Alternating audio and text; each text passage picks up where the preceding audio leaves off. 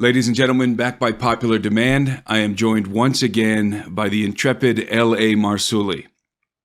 Last time I talked with L.A., we decided we were determined to record a conversation about UFOs. So here we are.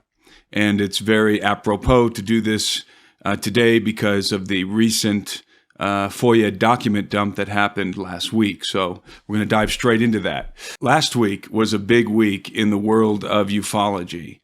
Something happened that I certainly didn't think would be happening anytime soon. And having talked to you the other day on the phone, I think it caught you by surprise as well. And that is that the government, the Pentagon, basically admitted, among many other things, that not only are UFOs real, which they've already made, they've already let that cat out of the bag a couple years ago, but alien abductions are also most likely happening, according to these documents, and most likely based on some of the language that's in the documents. But of course, you and I know are definitely happening, and so that to me is absolutely wild that the Pentagon would admit that in the document. So before I kick it over to you, I just want to remind the audience of what happened last week. So on April 5th. The Defense Intelligence Agency released more than 1,500 documents regarding the AATIP program in response to a FOIA request filed in 2017 by the U.S. division of the British paper, The Sun. And the Sun paper filed that FOIA request right after the New York Times published their explosive article that kind of kicked all of this off, in which they discussed the Tic Tac UFO. The documents include government-commissioned scientific reports and letters to the Pentagon regarding the UFO phenomenon, including a fascinating report prepared for the DIA entitled Anomalous Acute Subacute Field Effects on Human and Biological Tissues. The report investigates injuries to human observers and anomalous advanced aerospace systems by anomalous advanced aerospace systems.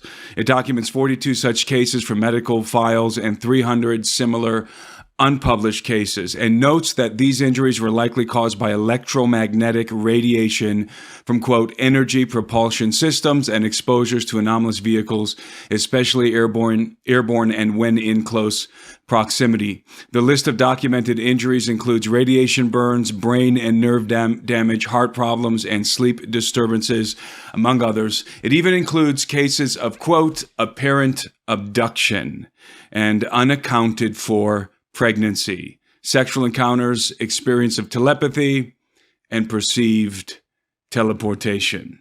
Now, there's a whole lot more in this document dump that the Pentagon had to release in response to the Sun's FOIA request, and people can go check it out. There's numerous articles about it all over the internet. In fact, the last week, at the end of the week, I saw reporting on this on, I believe, CNN, definitely Fox News. Tucker Carlson was on it. Brett Baer was on it. It was all over the news. And so, we thought that the rollout of disclosure that happened in 2017 was shocking and astonishing. But I think this tops that. What say you, L.A.? I'm right there with you, Tim. I never thought in some ways I would live to see where we are as far as the rungs on the disclosure ladder. Commander David Fravor, 2017, Tucker Carlson, that's the first rung on the ladder. Second rung, Luis Elizondo, Tucker Carlson. We've got metal from crashed UFOs. Third rung, Christopher Mellon on Tucker Carlson. Hey, we've tested the metal. It's got isotopes that are not found on this planet. Surprise, surprise. Fourth rung on the ladder. The Pentagon states that they have in their possession off-world vehicles not made on this earth. It's like, am I making this up? Fifth rung is when the UFO, the 9-page UFO report is released, and I think it's 144 or 143 sightings. Only one of them they can disprove. So that's it, 9 pages. Meanwhile, cow flatulence, 1,000 pages on cow flatulence. UFOs, we get 9. That's our government working hard for us. The sixth rung, which is where we are now, is the idea they're talking about offhandedly. It's the breeding program. It screams Genesis 3:15. It's the seed of the dragon. It's the days of Noah. It's even the elect would be deceived. It's everything you and I've talked about and other researchers, literally some of us for decades. My phone doesn't ring. I get a few emails. That's it. Me too. I mean, the church is beyond ambivalent. It's like it's head in the sand so deep it has no idea where it is. And I grieve for that because this thing is coming down. And I never thought we'd see what we're seeing right now, but we're seeing it. And the idea that, oh, wait, women are getting pregnant? Well, what is that? That's called a hybrid. What is a Nephilim? A Nephilim is a hybrid between fallen angels and the women of earth together. Boom. The procreation creates this unholy union, unholy being in a fixed state, a soulless entity, in my opinion. I had a report that came over my desk. I read it today on today's report of a man that was at a fast food restaurant, and he goes to pay the woman at the window, and she gives him the food, and he hands it to his buddy in the truck. There's your food. He goes back to get his bag, and as he's looking at the woman, half the face has gone alabaster. The eye is like big and blue, and she realizes that she's just shifted. And he sees her, she sees him, and she backs away, covering her face. I'm not making this stuff up. I wish I was. They're here. They're walking amongst us, as Dr. David Jacobs' book stated years ago now. I think he's in ill health the last time I checked. So, I mean, this is it. And the fact that they're alluding to this, and it's amazing how, you get guys like Jeremy Corbell, and, God bless Jeremy Corbell. He got to the front of the class, but he took our stuff that we did from the alien abduction, and he took it and used it in his film and never gave us credit. That was not the agreement that we had with Corbell. So am I angry? No, of course not. How can I be angry at anybody? That won't work. But the bottom line is that's not really a fair way to play. So he's been catapulted to the top, and everybody goes to him. Meanwhile, the Christian paradigm, the Christian worldview, for the most part, is kept in the wings. We're not allowed to speak, or we're not asked to speak, I should say. But we can do it here, and I keep waving my hands frantically every day in my daily show. This is the coming great deception. There's no doubt about it. When they show up now, not if, it's not if anymore. It's, set your watch. It might happen tomorrow. Who knows the way things are going. Everything will change. Absolutely. Life as we know it will do a 180-degree turn, and people don't get this. The Pentagon seems to be framing the UFO phenomenon as a national security threat. Yeah, exactly. And that is definitely borne out in these documents. That's exactly the way that it's being studied. That's why Congress is now interested. They want reports. They want a briefing every year. I think it's at least once a year, maybe more than that. They want a briefing at least once a year from the Pentagon on the status of the UFO phenomenon, because they're concerned about a national security threat.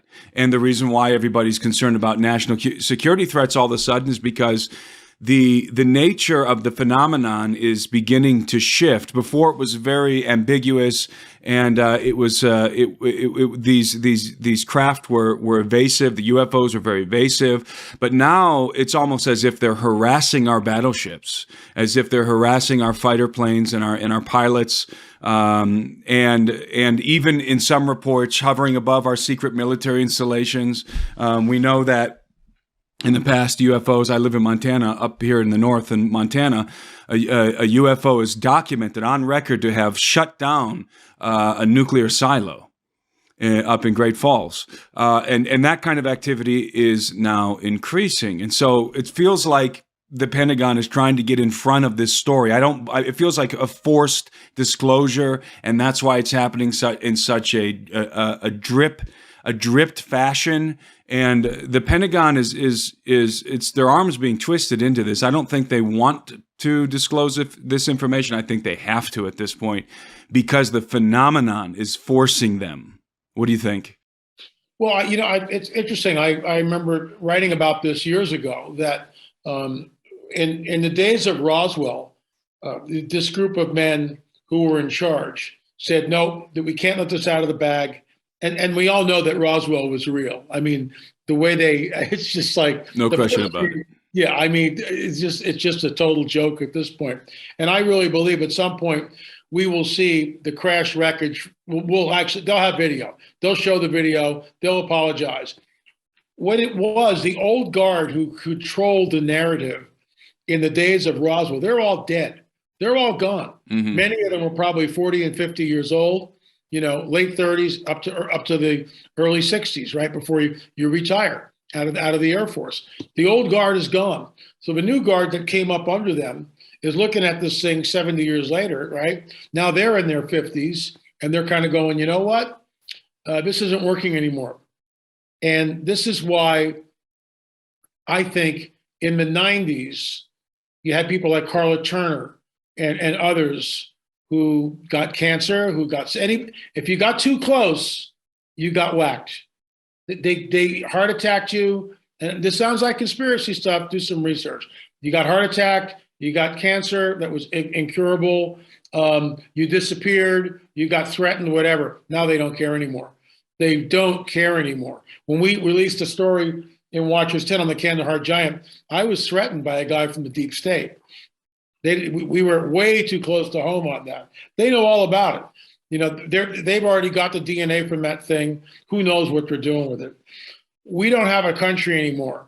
What we have is separate fiefdoms within this veneer, the facade of a government, but it's not for the people or by the people. And the politicians realize that most Americans are too busy going hand in mouth, and it's designed that way.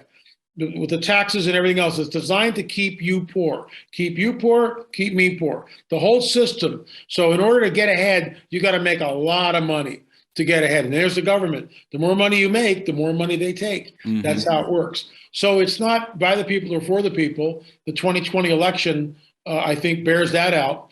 But whoever is in charge, and there's a shadow government that's running the thing. But what we see is the facade of government. Most of these guys are compromised. Who was it? I know I'm going down a rabbit hole, but I'm going somewhere. This Cawthorn said, what was it, a week ago or 2 weeks ago? He's freshman congressman. He gets there right off the bat. Hey, come on to the party. He got some chicks there and some prostitutes, some young girls, and some cocaine. So he reports on that immediately. McCarthy, snaps him on the wrist. Oh, no.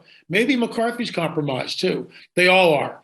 Most of them are compromised, which is why you never hear squat from them. You get a little handful of Republicans. You would think, well, what happened to the couple of other 100 Republicans? Why don't we ever hear from them? Why don't they do anything about the 2020 election where rampant fraud happens? Well, they're controlled. So that being said, the entire narrative is being closely managed. I disagree somewhat with you. They know exactly where they're going. That's what I think. They've got this thing planted, plotted out. We're on the 6th rung. They've got, another 10 rungs up before full disclosure. However, the wild card here might be, and this is where, to your point, it could be, and I agree with you on this, maybe they're being pressured by them. You either reveal this stuff now, or we're just going to show up. And then you're going to have to deal with it.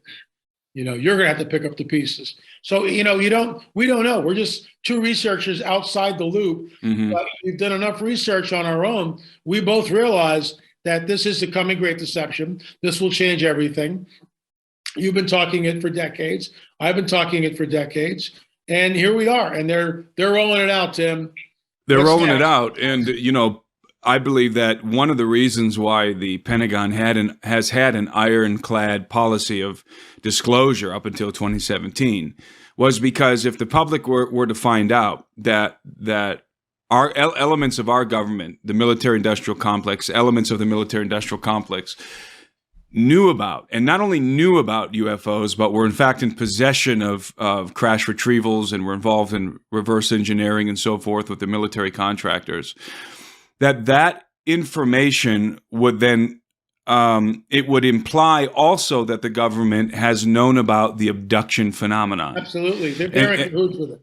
Exactly. And the abduction phenomenon isn't just, hey, look, strange lights in the sky or weird little tic-tac things that are flying faster than our fighter jets and so forth, evading our best equipment that we have out there. No, this is up close and personal with citizens of this country that the government has been covering up, that people are literally being taken by these entities. How long has the government known about this? How come the government didn't inform the public? If this is a threat to not only national security, but directly to the health and well-being of the citizens of this nation, well, then that doesn't look very good. That doesn't look very good to these organizations, the institutions that are supposed to be protecting the public. And I think that's one of the primary reasons why there was that policy of non-disclosure, that ironclad policy of non-disclosure, all the way up until a few years ago when it was finally broken. So this is a very interesting situation that we have, because now the cat's out of the bag. Abductions are real. Yep. Yeah. And the government's own studies are suggesting, their own studies now we know, are suggesting the Pentagon is being informed that people are being subjected to quote unquote apparent abductions. And what did they call it? Unaccounted for pregnancies.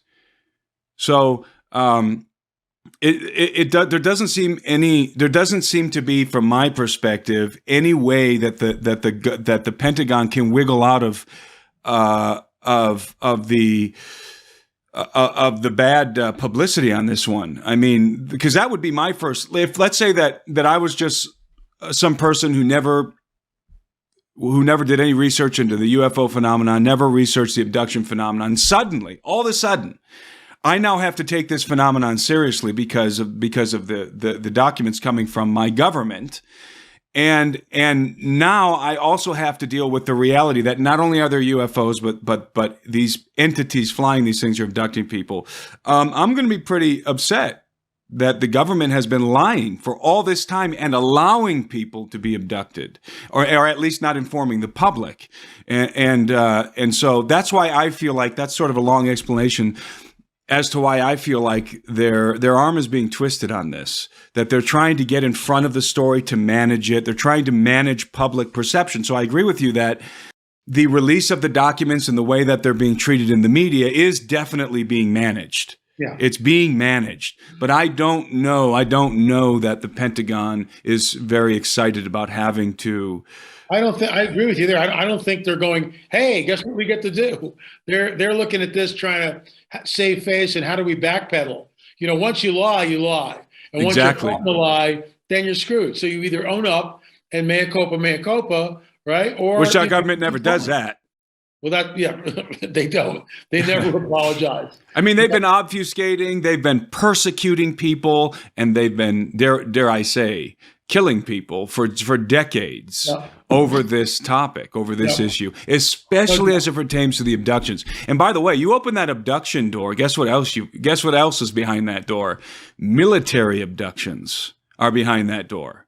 Which that is something I guarantee you the Pentagon doesn't want to talk about. And you mentioned Carla Turner. Carla Turner was one of the abduction researchers who really drilled down on the military abductions, because she was abducted. Her husband, her whole family was being abducted, and her husband had some very brutal military abduction experiences where he was brought onto bases, Air Force bases, and other kinds of bases, and very aggressively interrogated because, yes, elements of our government, I call it the D.U.M.B. state, because the deep underground military bases, right. It's the D.U.M.B. state. Right.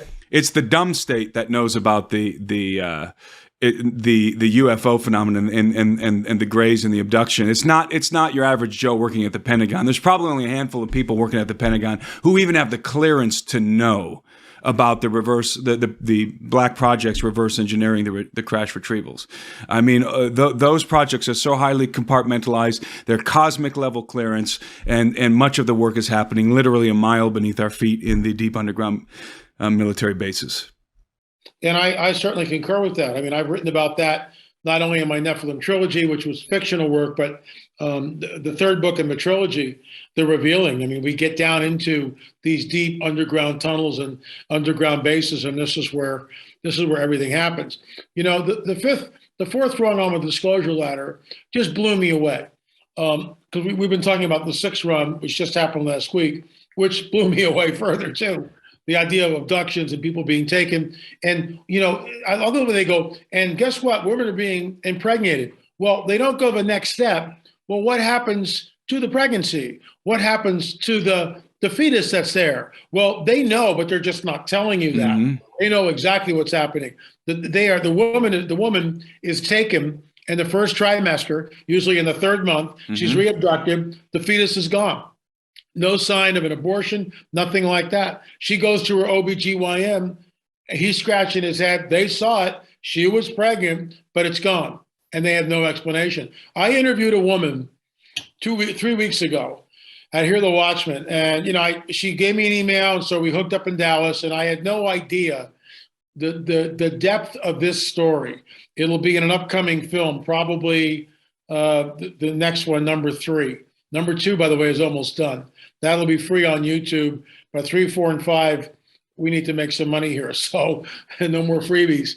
But she, lifelong abductee until she became born again and spirit filled.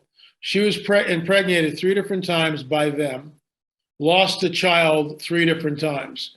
And when you, I mean, we did like a 2-camera shoot with her, and the facial expressions, the body language are just like, I mean, you know, I'm living it with her, sort of, because it was visceral, very, very intense.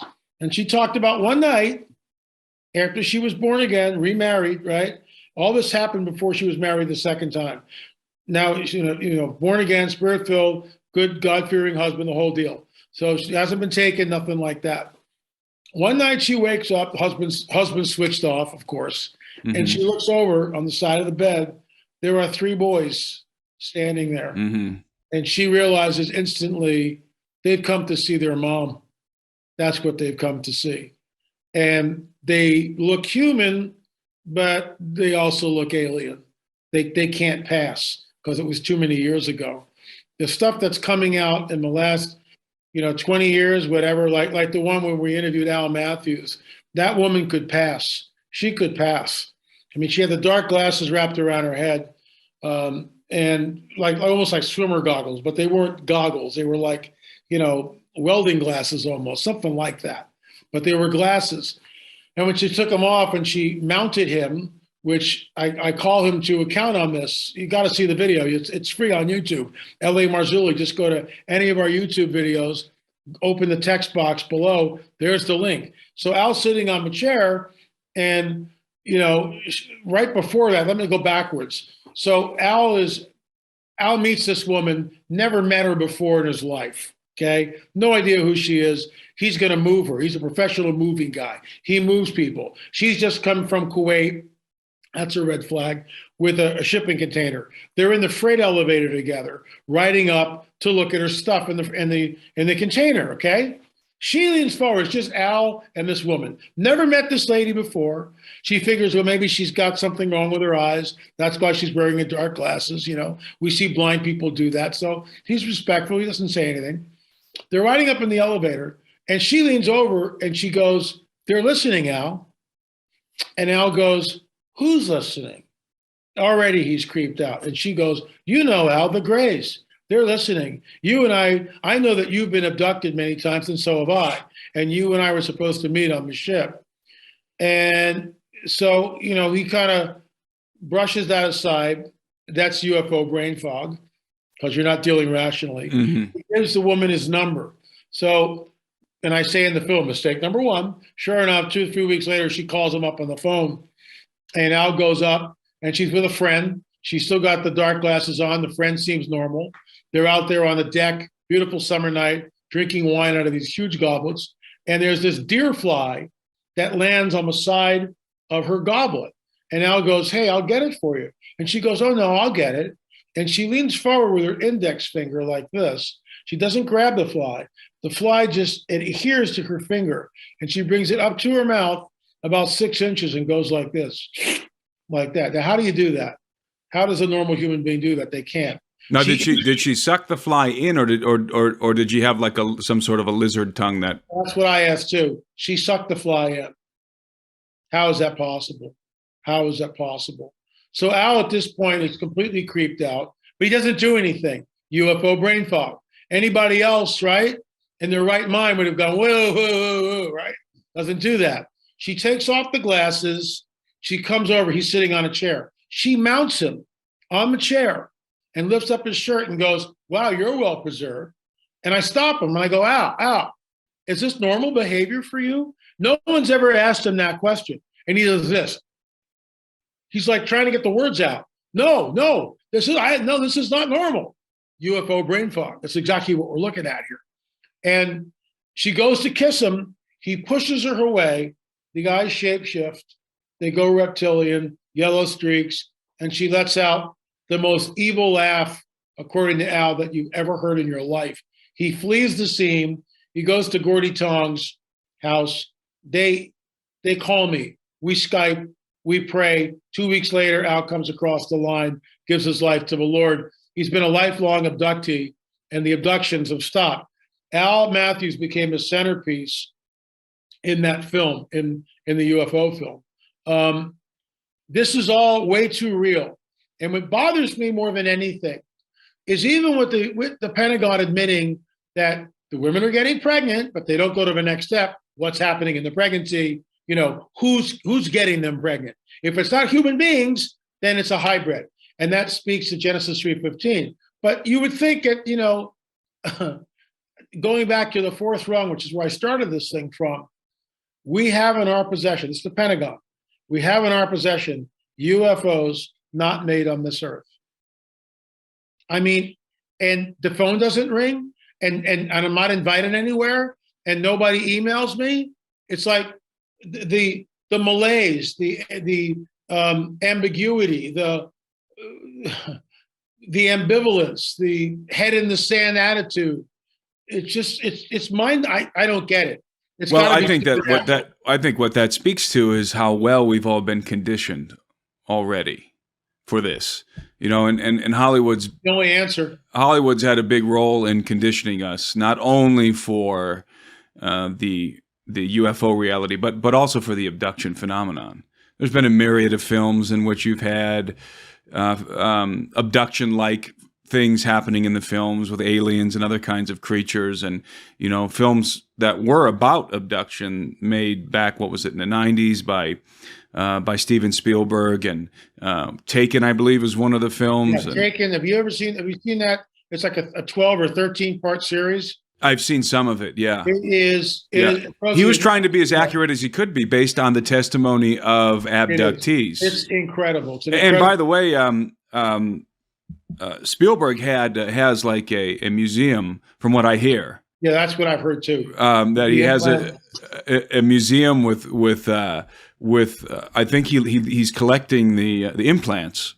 It's one of the things that he has in his little museum, his little UFO museum, and so he's been very much aware of the phenomenon. I don't know if he was made aware of the phenomenon by elements of our government, maybe by the CIA, and then instructed to make films about it. That's exactly what I think. And I think that there's definitely that's certainly plausible. Yeah. Or if he just had an interest in the phenomenon, decided to make films. But whatever the case, we have been so well conditioned for this at this point that nobody's jaw is dropped to the floor. And you know, you and I are probably, and it's kind of bizarre because you and I who've gone way down the rabbit hole with abductions and the whole alien phenomenon, our jaws are probably dropped more than people who've never ever even. I fell out of my chair. Exactly, because you and I understand the implications of what's being said here, whereas a layperson who've never researched any of this, maybe just watched the movies,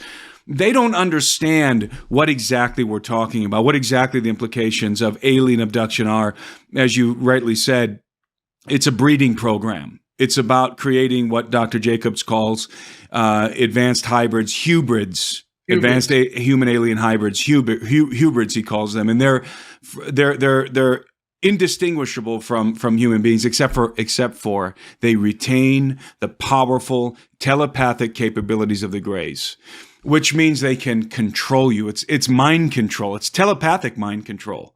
And so you have, like, I don't know why, but whenever I think about these hybrids walking around, like that woman you were just discussing, possibly a hybrid, that ate that fly. Yeah. I always think of these individuals, and again, I'm going to put this in a Hollywood context, and I'm not a guy that likes citing movies, but I find myself always doing it. But I always think of these hybrids as like Sith lords walking around, because they're not controlling the Force or something like that. Obviously, I'm referencing Star Wars here.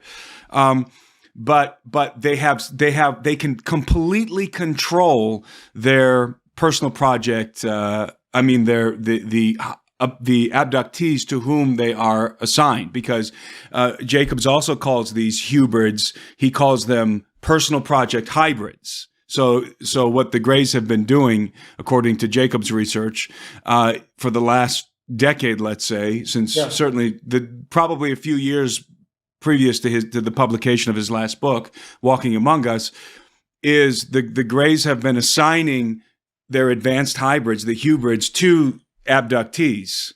And so the hybrids would couple with the abductee, and they would and the abductee would have to, on Earth, in our neighborhoods, would have to begin to teach these hybrids how to integrate into human society, how to do the most mundane things, what to do in a grocery store, how to pay for things, how not to look weird just walking down the street, how to act casual, how to drive a car, how to use a refrigerator, how to turn on a television. I mean, the most mundane things, how to use a toilet.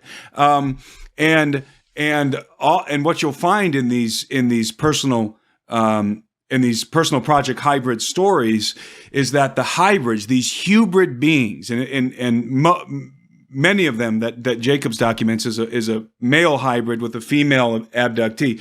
These hybrids are extremely abusive to the women, to the abductees, and they completely control them telepathically. They control them, body and mind. And so imagine now not just these bizarre hybrids walking around, but these advanced hybrids who are otherwise indistinguishable from us, from other human beings, but yet have this powerful telepathic capability with which they can tap into your psyche and control you. Yeah. And maybe control mass populations. Who knows? Who knows what their abilities are? But they retain the telepathic capabilities of the Greys because they're not fully human. They are, in fact, hybrids. And so when we talk about babies disappearing from wombs and people being abducted, you and I know that means that's a verification of Jacob's work and the title of his book. They're walking among us. And by they, these advanced hybrids, indistinguishable from the rest of us. And Tim, you and I should meet sometime. As Dr. David Jacobs says in the book, the best place to see them is at Walmart at 2 or 3 in the morning. I don't think that anybody watching this is going to find that surprising. I think everybody's going to go, okay, I know what you're talking about. I know exactly. I've seen these guys. That's where they mix in. The Walmart people. In Walmart, she emailed me a couple of weeks back, and I read her story. And of course, I interviewed her before I read the story. And she's in Walmart, and it's 3 o'clock in the afternoon, so it's not 2 in the morning. And this woman walks down the aisle.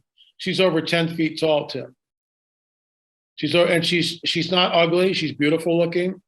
It's not a guy in drag or somebody on stilts or anything like that. She's wearing boots, very, very feminine figure, but she's over 10 feet tall. And everyone's stopping and looking up. This woman, who's about 5'3", came up to her hips. Wow. UFO brain fog. UFO brain fog. That's exactly right. And that goes, by the way, to the gay. That speaks to the Greys' ability to. They can shut you down, and they do that. If they're going to come, as you well know, L.A., if they're going to come to a house and abduct somebody that's a member of a family, let's say there's a family renting a cabin over the weekend in some wooded area in the United States. When the Greys show up to abduct the person or persons that they're there to abduct, the rest of the people who are not a part of the abduction program are switched off. They're literally just comatose, just standing there, switched off. So, The Greys take the abductees, take them onto their ships, do whatever they're doing, all of the procedures related to the breeding program. They bring them back and then turn everybody back on. And nobody knows. Nobody knows that anything had happened. Everybody's a little bit brain fog, seems to be a little bit missing time. Some people have strange memories that were implanted into their minds. The abductees return with screen memories. They're not even allowed to try and recall the memories in most cases. There's firewalls, psychological, mental firewalls that are put in place to inhibit them from even desiring to try and remember what happened. That's a whole nother conversation. And so when you talk about UFO brain fog, you're talking about it's both a technological capability by the Greys, maybe has something to do with the implants as it pertains to the abductees, but also B, it's a telepathic power that they also have to where, and I talked about this in a previous interview with a friend of mine, they have the power to control to some degree your perception of events. Yeah, and I think that goes both for, especially for abductees, there's no question about that, but also the bystanders who happen to be in the zone of abduction, let's say, when it's time for the Greys to come and grab their abductees. So I mean, and if you multiply this out and you think about how many people are being abducted, Jacobs and I forget who else worked on this with him. I can't remember at this point. I think it might have been Bud Hopkins. Yeah, they created this test. I'm sure you know about this. They wanted to try and get a feeling for how many people were being abducted in the populace in America, and so they created this questionnaire. And they had people fill the questionnaire out, and they were it's in the book, it's in Jacobs' books, and maybe Hopkins talked about it too, the late Bud Hopkins. And it was a very well formulated questionnaire to filter out all the weird stuff and to get real abductees, to be able to identify real abductees, and it had a high degree of accuracy. Also, they could verify that their questionnaire had a high degree of accuracy to identify abductees. They ended up coming back with I believe it was 5%. They estimated of the populace of America was being abducted. 5%. That is an enormous number. A lot of people. That's an enormous number. When you talk about 300 some plus million people in the United States, 5% of the population at that time. And as we know, the abduction program is growing exponentially as the population grows, as each new family is integrated into the abduction program, because it is hereditary. They abduct family lines. Because they're looking for certain bloodlines, certain traits of a DNA. They're creating hybrid identities. I mean, Jesus warns us of all this. Men think for fear is coming upon the earth. Even the elect would be deceived if that were possible. Be like the days of Noah. I mean, how many times do we have to talk about the days of Noah? You know, what differentiates it is the Nephilim. And that's why if you believe in the Sethite theory, good luck. You'll never understand the rest of your Bible. You won't. You'll never understand why the judgment comes down at the Tower of Babel, Abraham and the 5 kings, Sodom and Gomorrah, finally what happens with the conquest of Canaan. And the Antichrist, he's the son of perdition. He's the seed of the dragon. Hybrid. It's Rosemary's baby. I mean, that's what it is. I 100% agree. 100%. Anyway, I got a buzz soon. Yeah, so you got to jump. So that's a good spot to end this. We can have a part 2 of this conversation in the future. We could. but thanks for coming on, L.A. And what do you have going on? Where can people find you? And when is your film coming out? The film will be released probably in the next 2 weeks before the end of the month, and we'll make an announcement and get that out. I'm also going to release it on the PTL network, part 2, to show people what's going on. It's just way too important. Way too important. People need to understand that this phenomena is real. And, we're only talking about UFOs. So we talk about UFO sightings and abductions, back engineering. That's tonight. But then you get cattle mutilations, human mutilations, crop circles, and no one wants to talk about those things. You start putting all that together, and you're looking at a phenomenon that's just mind-boggling. Skinwalker Ranch. Yeah. So LAMarzulli.net. onthetrailwithla.com, onthetrailwithla.com, lamarzulli.net, PTL Network, weekly show, 11 o'clock. You'll never remember all this, folks, but anyway, good luck on the I can put some links in the description, Yeah. so I'll put some links to this stuff in the description. YouTube, I do 2 shows a day. One is on YouTube. That's the user-friendly one. The other one is Politics, Prophecy, and the Supernatural over on Rumble, BitChute, and Roku. So I'm a busy guy and, just continuing to do it. Tim, it's always good to see you. You too, LA. We'll talk on the other side of this after you hit stop recording about the conference. Thanks for the time.